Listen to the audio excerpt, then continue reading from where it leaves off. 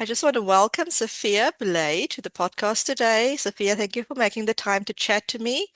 I welcome your wealth of knowledge and your experience that you're going to bring to this conversation. I just appreciate meeting you in one of the courses that we're doing together, where there's a Mm. lot of resonance with our journeys. This is going to be a very powerhouse conversation to have with you, and thank you for your time. Thank you so much, Bronwyn. I really appreciate the invitation and the space to be here in your world. And I want to say that I really admire the fact that you've gone so consistently with your podcast. It's quite something. I think it's 60 episodes, right? Correct. Yeah. And I just wanted to feature women this month, Mm. particularly women that has a very strong story of inspiration to bring to the audience. And you did strike me as somebody that fit that category so well. And I wanted to just start positioning your childhood, your growing up years to the audience so that we can find out who's the little Safiyyah that is now a wealth of knowledge.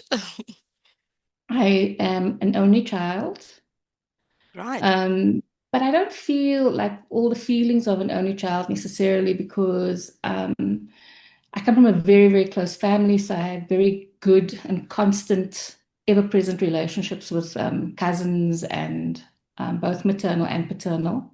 Mhm. And I feel as though my parents were just like really big anchors in my life, but not only the anchors in my life, they were kind of anchors in the family Yeah. that they both come from. Mm. So their entire life orientation was around devotion to people, devotion to faith, Mm. serving, making sure that in their way, whether it was in the work that they did or in the conversation that they had or in passing a cup of sugar along the fence, Yeah. everything in their orientation was about being in service to Mm. others and leaving the world a better place. Yeah, that whole community attitude. Yeah, it's good. Yeah, And you got some of yeah. that. I hope so. Yeah, definitely at I this hope stage so. of your life for sure. My father was very, very focused on my education. And Mm. so I've often felt displaced as a child because on the one hand, I grew up in one place, but I schooled in another place. Ah, So in primary school, I schooled in a school called Douglas Road. So Douglas Road Primary was a very middle class, right. very, very, very focused, very devoted to developing the child. Mm. And so I received and experienced a level and a quality of education that wasn't typical for where I lived. Yeah. So, I mean, it made me an odd one out Mm. at home. Hmm. But because of my having so much of at home going to school, I'm displaced at school as well. So, Right. like a very big, big feeling of that. And Mm. throughout my school life, I schooled away from Mm. everything, Yeah. everywhere. Where was your high school? Yes. I started out at Habibia Girls High, but I used to run away and my parents used to drop me at Habibia and I used to run to Right. Sinton. Oh, And at some point, my parents got a call from the principal and said, "Your child's not at school." are you But I dropped her at serious? school. And then I enrolled myself at Sinton. My parents found out afterwards. Hmm, What drove yeah. that decision? Um, I responded very, very, very much to this injustice that I found in the world. Sinton was a very politically active school. Ah, And come hell or high water, I was going to participate in okay. whatever transformation was going to happen. Wow. I think it's one of the bravest and one of the most important decisions that I ever made because Mm. um, at that school, I was really groomed into what is possible. Right. I schooled with teachers who challenged thinking, who made Mm. space for different perspectives and ideas, and who Right. really taught me what it is to guide someone and to let them find their own way simultaneously. Oh, wow. That's very good from an early age. Mm. Yeah. I mean, that was the backdrop against which I grew up. And I Yeah. feel as if like I was nurtured in many different ways. And I Mm. was given enough contrast in my life to really Mm. become who questions things and wonders about things and has to make a Exactly. choice about how I find myself and who I'm going to be inside of all of that. Mm, And I think mm, if I didn't have that level of contrast, exactly. I probably wouldn't have. Yeah. I think it's both an asset later on in life, but when you're going through it, it's still feeling hard because you're the one that's standing out. You're the one that's doing different things than your peers, n- early on. But later on, it serves you because it opens up avenues that wouldn't have existed before if you didn't go down these different pathways. It is true. It's definitely true. It's a big aspect of my identity. Having said that, even as a kid, I think I just had so much support and so much dialogue in my life Yeah. that I was always encouraged to find my own perspective and my Okay. own way of looking at things. So Mm. yeah, there is the challenge, but there's also at that time there's a Mm. strength that Yeah. emerged.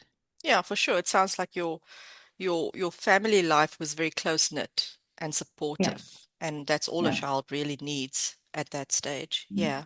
Where did you end up studying?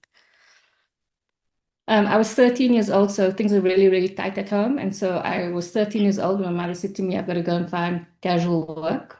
So I started working about that holiday of 12, when you're 12 years old, Yeah. leaving. And so the laws were very different back then. Mm. And from 13 onwards, right through high school, I had casual work all the time. And I was very fortunate in that the shop owner that I worked for trusted me a lot and allowed me to learn many different aspects of Mm. being in a shop. Um, Gave me a lot of responsibility as time went by. And people will often ask me about my degree, but I will always say to them, that's the biggest education I received. Mm. Um, because it put me into so many different minds simultaneously. Right. And I had to grow up quite Quickly. quickly and be responsible for things very, very quickly, Yeah. solve problems very, very, very early on. And um, Mm. I think following on to that, the last day of matric, my mother greeted me and she said to me, "You're not coming home without a job." I took her very literally. I don't know that she meant that, but Yeah. I took it very literally. And so I finished writing my exam and I went to Claremont in Cape Town. And Mm. I didn't leave Claremont until I had a job, but not a Okay. job. It was a casual job that I got. Yeah. And um, I actually went on my knees and I said to the lady, I can't go home. Wow. Because I went Did it? from shop to shop to shop and I went back to the very, very first shop that I came from. Yeah. And I offered to work for free. And I said to her, don't say no, just tell me Yeah. no or yes after you've seen me work. Okay. She invited me to come back. She gave me a very menial job. And Mm. kind of by the third day, Mm. she said, I'll take you on.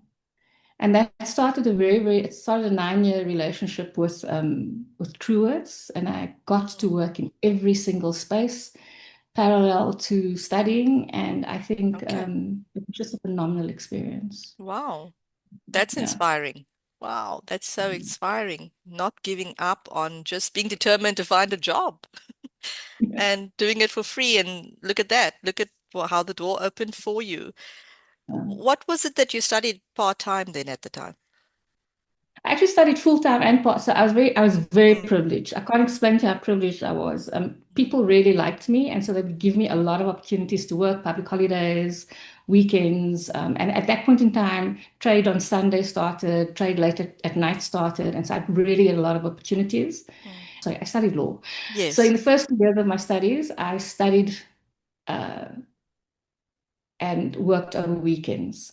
Mm, Over time, I was ushered into the head office spaces. mm, And so there I managed to study during the day and then go and work in the evening. So from like kind of 2 o'clock, I'd be at my desk, work until 9. And then I got to really build relationships. And I will never ever say to anyone, mm, don't work and study. I even took breaks in studies. mm, And I just think all of them were phenomenal experiences. And I got to a point where I was able to participate not simply in working as a casual. I got leadership roles as a casual, leadership roles over permanent people, which was such an Wow. interesting space for me to navigate. Mm. There are certain brands in the group that I participated in launching as a non-permanent member of staff. Wow. So it was a really, Mm. really fascinating, fabulous journey. And did I struggle at the time? Absolutely. I was challenged in many ways to Mhm. keep my head above water, but oh my word, I got to make choices every single time. So there Mm. were 2 years in which I dropped out of studies because I smashed someone else's car. But and I had to pretty much pay for the car. But I'm like, even that, at the moment, it is such a difficult experience. Mhm. But in Yeah. hindsight, I'm like, oh my word, that was one of the best experiences. And so we only So, really connect the dots in hindsight. yeah, yeah, you've learned the lessons and grow from it. Yeah, but you've Yeah, done that from an early age, it sounds like. And then you yeah, became a lawyer eventually. Is that yeah. correct? Practiced law for a couple of years.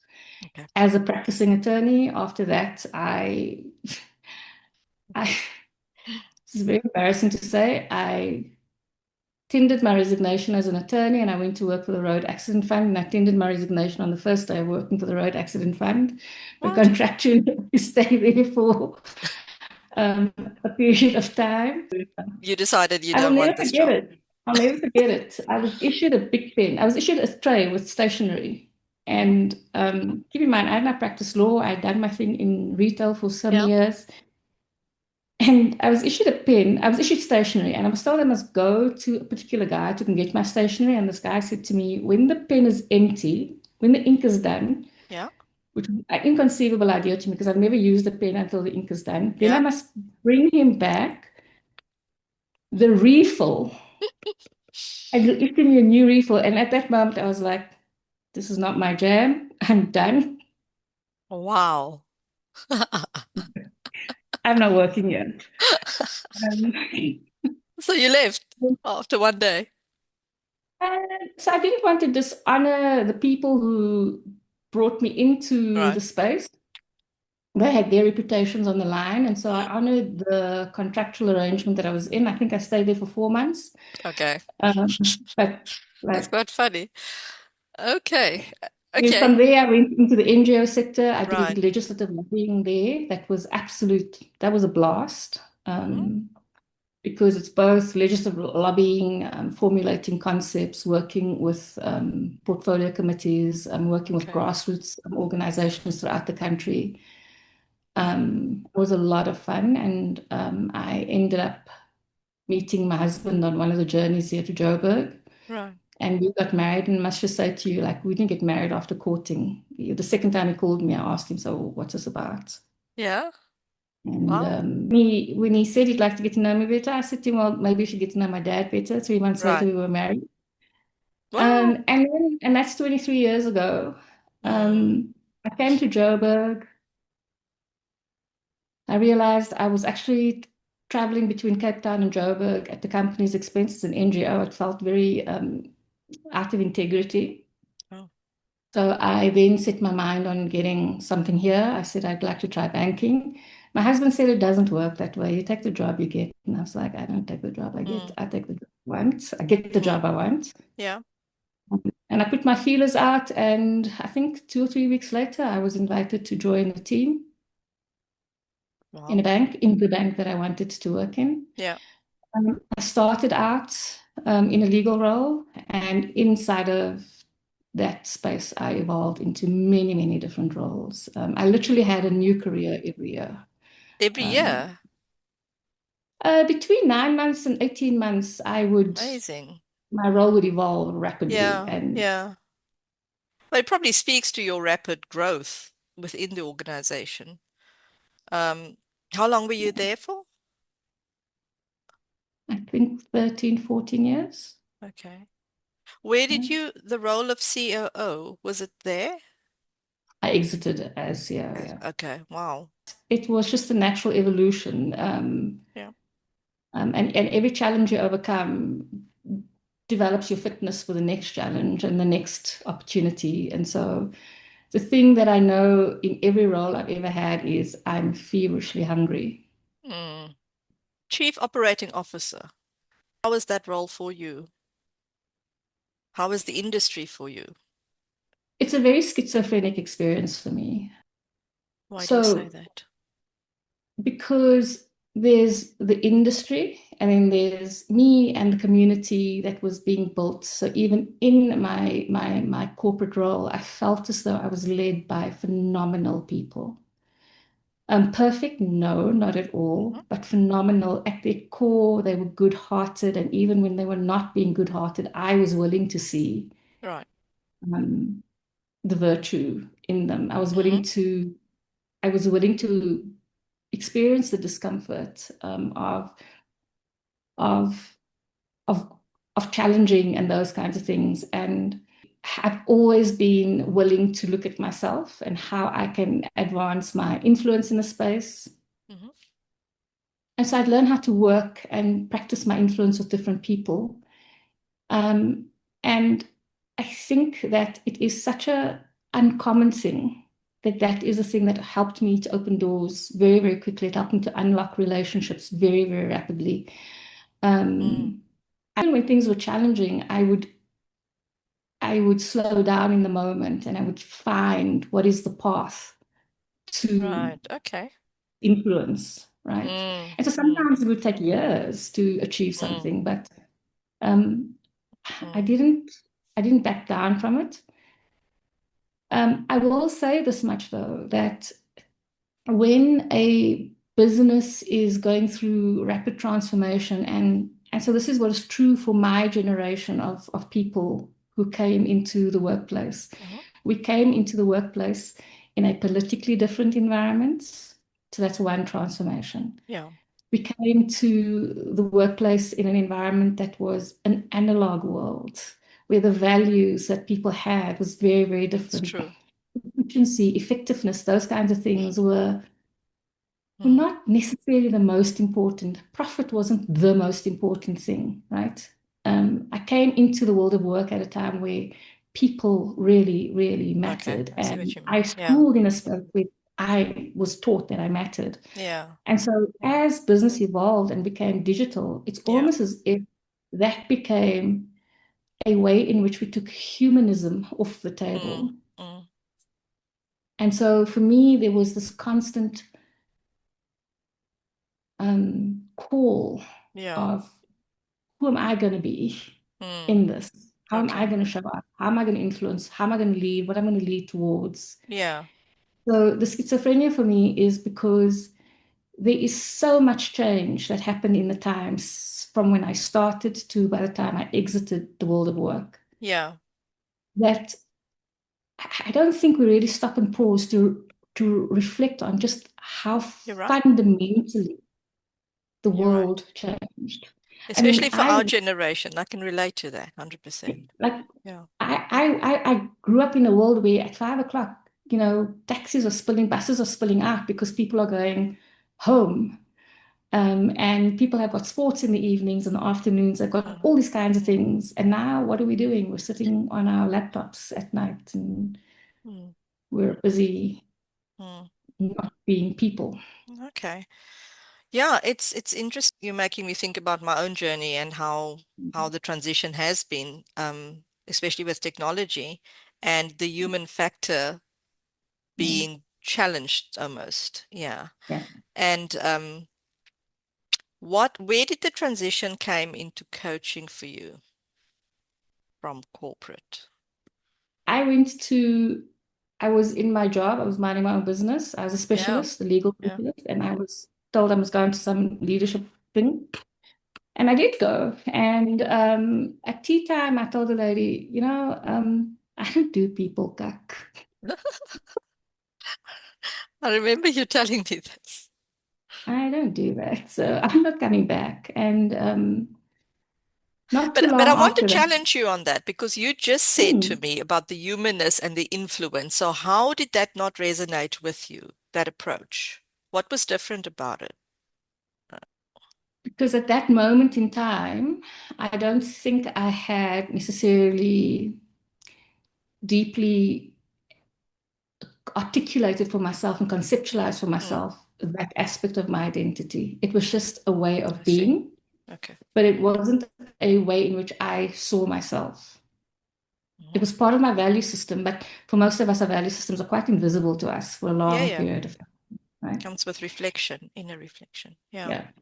I really identified with my job. I really identified Mm. with my expertise. I really identified with my role. And at that point in time, that was a big period of legislative transformation in Yeah. the financial services sector. And so that was my job. And not too long after this incident, I was summoned to what I thought was going to be I thought I had to go do a legal presentation somewhere. And when I got there, I was handed a new job description on a serviette, and I was told, these are your people, you're leading these people. And I was like, The Soviet. what? Okay. Me, Hmm. me, lead people. I'm not going to do that. And so for a year, I labored through leading people who Mm. I didn't get this leadership thing.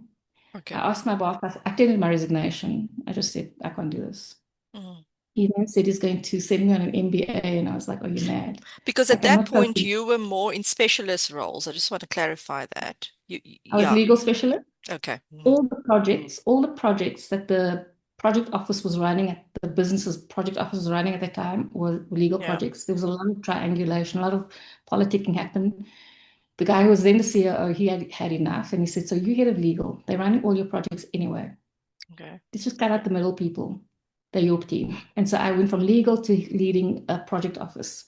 Okay. I mean, they would speak English, but I wouldn't understand the words coming out of their mouths. Like I just didn't It was this understand what they were disconnect. saying. Okay. Yeah.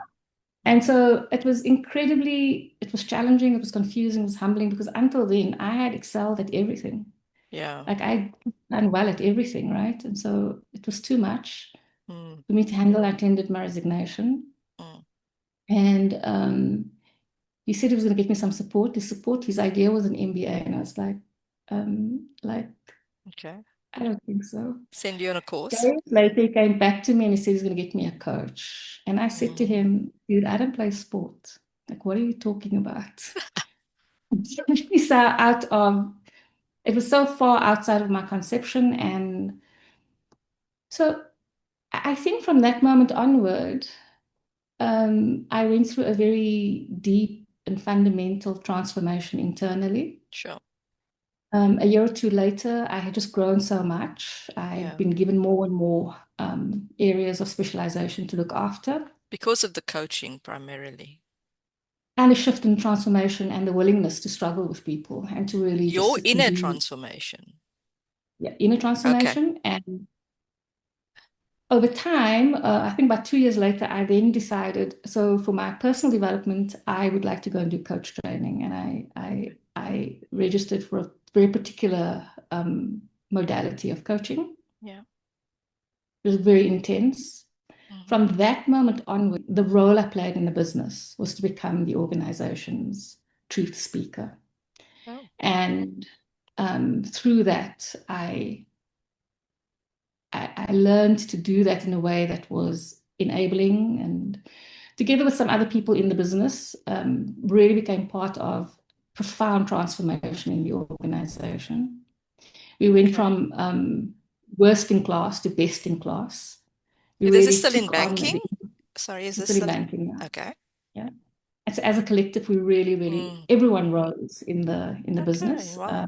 My boss and his boss and everyone was very committed to conceptualizing what success really looks like and feels like for us. And so Okay. we went into very difficult conversations over protracted periods of time Mm. and how we're going to win and what that means for our transformation. And over time, I became very, very involved in just transformation in the business in general.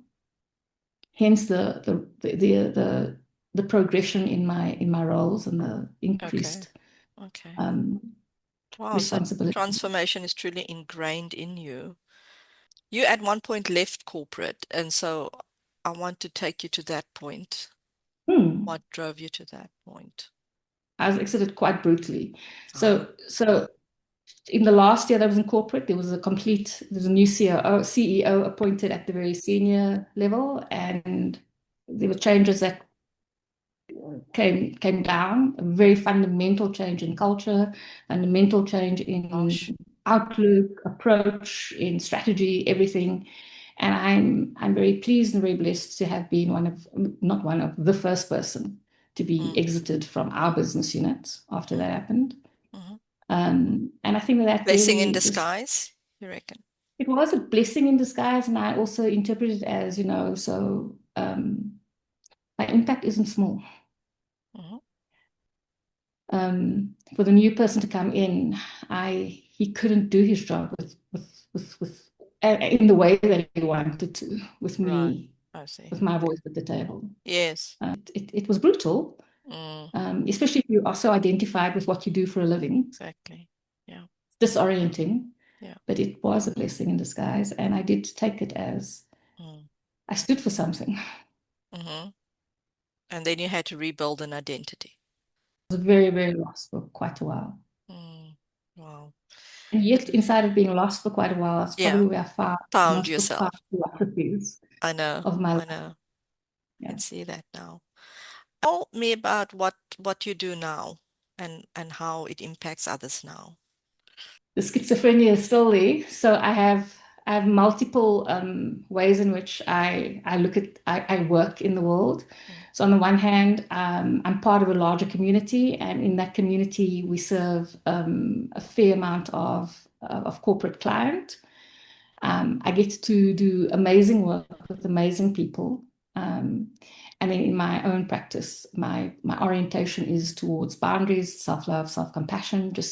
And when I think about it, I really am, whether I'm looking at it in corporate or in private spaces, I think of myself as a relationship coach. I'm very, very invested yeah. in helping human beings. And in particular, my favorite group of people are women who have succeeded and now thinking, is this all there is?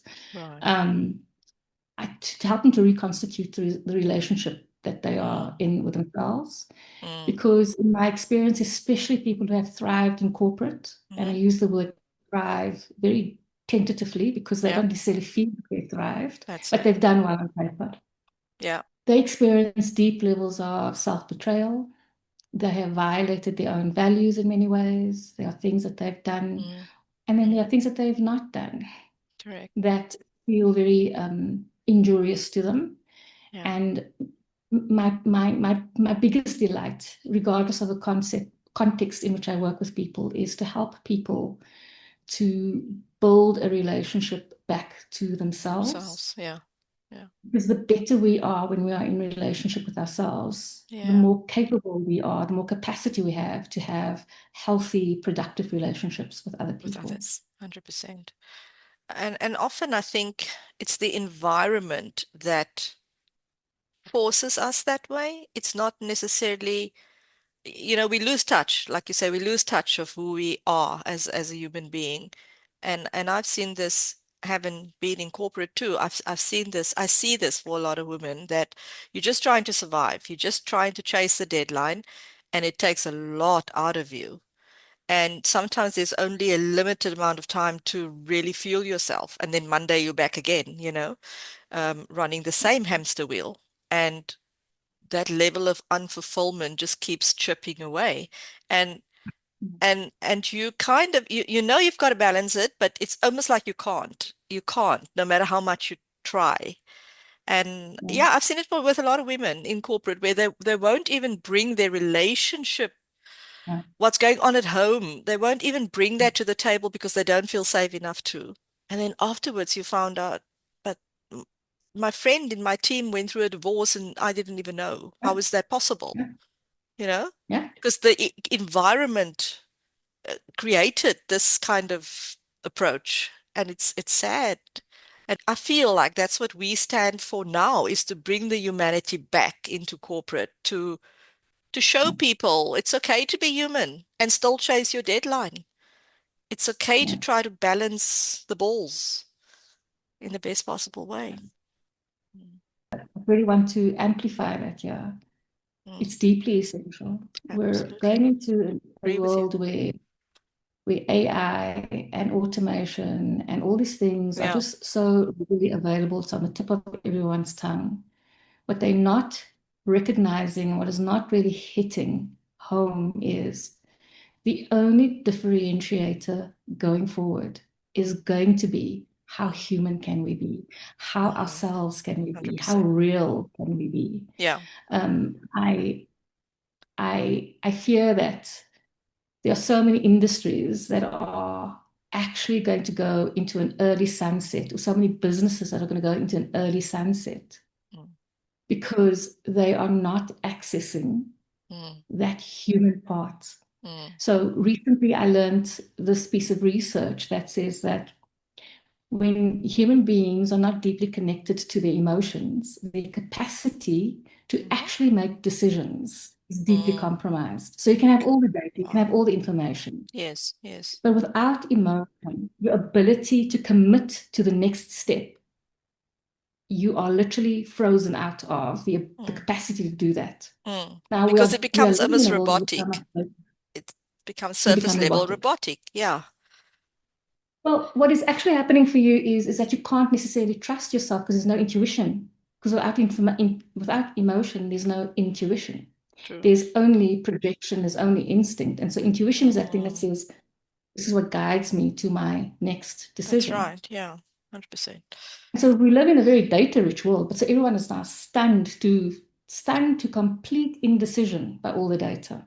And so Mm. it's this human thing that is Mm. really going to help us to Mm. take the bold decisions Mm.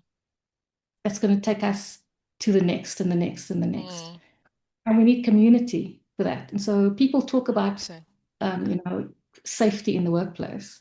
And yet it's a very contrived idea in many places because the real way to do that is we have to build community. Mm. Of course. It is. It is centered to everything, I believe. Deep And that's rooted. relationship. Yeah, 100%. How I relate to you and how I make decisions with you in a corporate environment or not. Mm. It is that human thing. If you want to leave us with one life lesson, what would it be? Bronwyn, you know, there's a lot of things being said in the world right now about getting out of your comfort zone so that you can grow. The life lesson that I want to offer is so few people have even an inkling of what their comfort zone is. We operate from our survival zone throughout our lives. Mm. If you want to grow, if you want to be able to endure discomfort, you've got to learn how to create comfort for yourself. And the more comfort you have in Yeah. your life, the more safety you have within yourself, the more self-belief you have, the Mm. more you can challenge yourself and grow to places and spaces that we Mm. want to be. So that's the life lesson that I would love to offer. It's like, Very good. and safety comes from inside. The environment is Yeah. always going to be challenging. The Yeah. chaos is not going away. The You safety is here. you are so right. And just last week, I was sitting on a group call with also a mentor, and one of my biggest takeaways was put a higher value on safety. Safety that you create here. Yeah, exactly what you're Yeah. saying. It's And powerful. that's Safiyyah, you just shared with us your one of your biggest life lessons, which is very much about bringing the human factor back into our existence, or rather spotlighting it more, especially with the AI era upon us. mm, I think it's very profound, and it actually fits in beautifully with my own movement, which I call See the Human First, because yeah, it's just been so paramount when I peeled the onion back in everything that I did in my life, in my career, how seeing the human first was the most important thing for me and is now becoming a bigger thing for me. And I think you resonate with that, right? 100%. Yeah. My tagline for a while was, you know, powering the workplace with a human experience because I mean, one of the most challenging things for me to experience is Mm, to listen to a team being so in the information mm, and have no relationship with each other. mhm, mhm, mhm, To be without connection, without common purpose, without a common and shared experience, each silo 100%. just operating like a automated unit on its Just own. pressing the buttons. Yeah. Converging to reports, but not to collaborate, not to co-create. And that's the magic that human beings do. We co-create. We Hmm. bring art That's right. to science. We bring art to data. And that's the power of the human being. Mm, mm. And I think coaching plays a huge role in that. I mean, deep level coaching to make people see the human side of why that is important, even when we are dealing with data or technologically driven workplaces. It just becomes Yeah. integral, and we need to remind ourselves of that all the time in management, in teams, whatever position. But we lose sight of the fact that business, first and foremost, before anything else, is about relationship. Hmm. In the absence of relationship, there is no business. It doesn't matter what angle you're looking at it from. Agree with you. And the foundational, the building block of relationship is the relationship we are in with ourselves. Yeah. And when we live past ourselves, we are typically going to live past all the other human beings around us. And so Mm. this idea of maximizing and optimizing time is potentially one of the most dangerous ideas that we are dabbling with in the society that we are in right now. We want a we want a hack for everything. We want a shortcut through everything. We want to, yet it is in the Yeah. experience of going through that thing that we start building the the the essence of how that relationship is going to come about. The relationship I have with myself when I'm Yeah. struggling, when I'm 100%. frustrated, how I hold space for the next person when they're struggling, when they're frustrated, when things are not going well, when things are not going easy. We Mm, live in this time of chaos. mm, mm. I think that And is one of the biggest drives for people like us to just get the human race to slow down, take a little bit of a mirror going up there and see who it is that's looking in the mirror. Yeah. and to live at the speed of life, Oh, that's good. right? Live at the speed We're of not living at life, the speed of life, not at the of speed of life. light. Yeah, I We're love not that. living, right? We have to Mm, live at the speed of life because it is in life that we see the opportunities, that we see the connections. And so you'll see many businesses who are actually actively, consciously, deliberately slowing down. They are taking really moments of solitude, moments of silence, moments of breathing together, non-productivity. which is actually the That's where doorway the to doctor, productivity. 100%. That's what, oh, that makes me excited. We can talk forever. Thank you, Sophia. And just, yeah, maybe we'll have a sequel one day on this conversation because I think we're only just starting Yeah, what can be a very, very powerful sequel. yeah. So again, thank you for your time. Have a great day further. Look Well, forward to no, thank putting you this very, out. very much. And thank you for the work that you bring into the world, both in your work with corporates and with your podcasts and the space that you hold for people Mm, in your mindfulness work. absolutely. To see the human first. Thank you, Sophia. Thank Thank you. you. Bye. Bye.